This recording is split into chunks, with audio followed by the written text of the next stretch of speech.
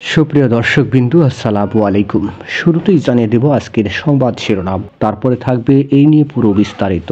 বিএনপির মহাসচিব মির্জা ফখরুল ইসলামের বক্তব্যের কড়া জবাব দিলেন সম্প্রচার উপদেষ্টা মোহাম্মদ নাহিদ ইসলাম। জানাবো পুরো বিস্তারিত।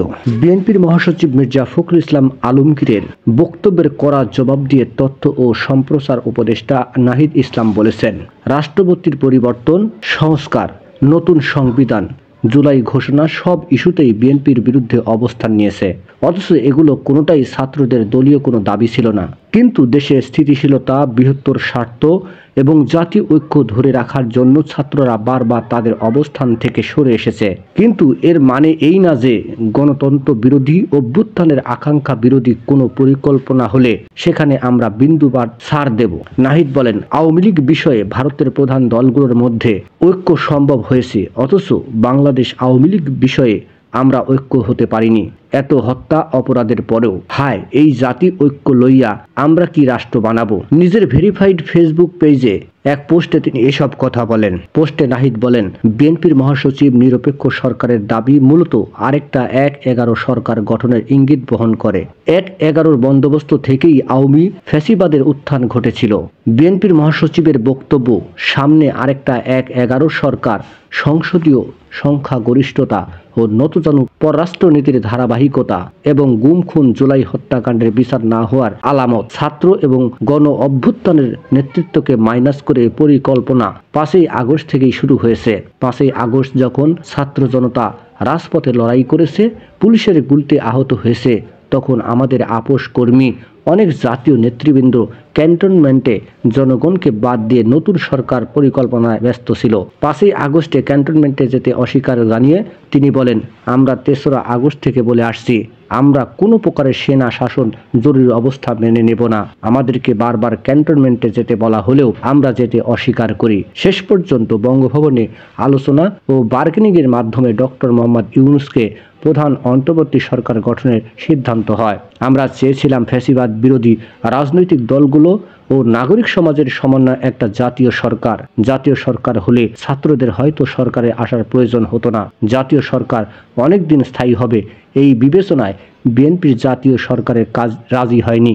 কিন্তু অভ্যুত্থানের পরেই দেশে জাতীয় সরকারের প্রয়োজনীয়তা সবচেয়ে বেশি ছিল।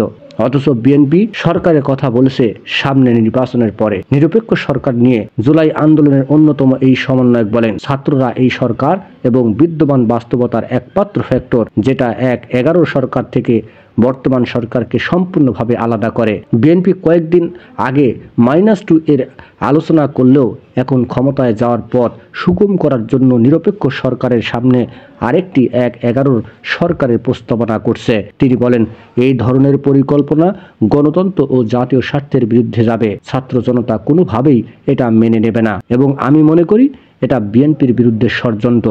সরকারের উপর থেকে নিচে বিএনপির লোক মন্তব্য করে নাহিদ বলেন, এই সরকার জাতীয় সরকার না হলে সরকারের আন্দোলন সব পক্ষেই অংশীদারিত্ব রয়েছে এবং সব পক্ষই নানামুখী সুবিধা ভোগ করছে। সরকার গঠনের আগেই ৬ই আগস্ট অ্যাটর্নি জেনারেল, পুলিশের আগের আইজি নিয়োগ হয়েছিল, যারা মূলত বিএনপির লোক। এরকম সরকারের ওপর থেকে নিচ পর্যন্ত নানা স্তরে বিএনপিপন্থী লোক রয়েছে। নির্বাচনের নিরপেক্ষতার কথা বললে এই বাস্তবতায় মাথায় রাখতে হবে। বিন্দু পরিমাণ ছাড় নয়, হুঁশিয়ারি করে উপদেষ্টা নাহিদ বলেন, রাষ্ট্রপতির পরিবর্তন, সংস্কার, নতুন সংবিধান, জুলাই ঘোষণা সব ইস্যুতেই বিএনপির বিরুদ্ধে অবস্থান নিয়েছে। অথচ এগুলো কোনোটিই ছাত্রদের দলীয় কোনো দাবি ছিল না। কিন্তু দেশের স্থিতিশীলতা, বৃহত্তর স্বার্থ ও জাতীয় ঐক্য ধরে রাখার জন্য ছাত্ররা বারবার তাদের অবস্থান থেকে সরে এসেছে। কিন্তু এর মানে এই নয় যে গণতন্ত্র বিরোধী, অভ্যুত্থানের আকাঙ্ক্ষা বিরোধী কোনো পরিকল্পনা হলে সেখানে আমরা বিন্দু পরিমাণ ছাড় দেব।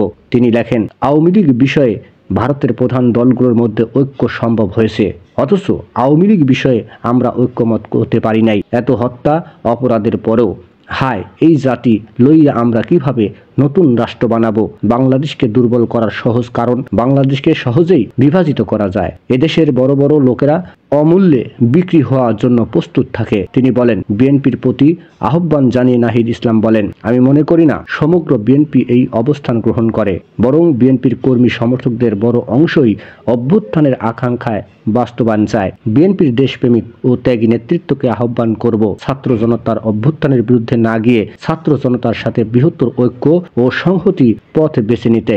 নিউজটি সম্পূর্ণ দেখার জন্য সবাইকে ধন্যবাদ। বাংলা নিউজের পরবর্তী আপডেট পেতে আমাদের চ্যানেলটি সাবস্ক্রাইব করুন। নিউজটি ভালো লাগলে অবশ্যই লাইক, কমেন্ট, শেয়ার করে অন্যকে দেখার সুযোগ করে দিন। ধন্যবাদ।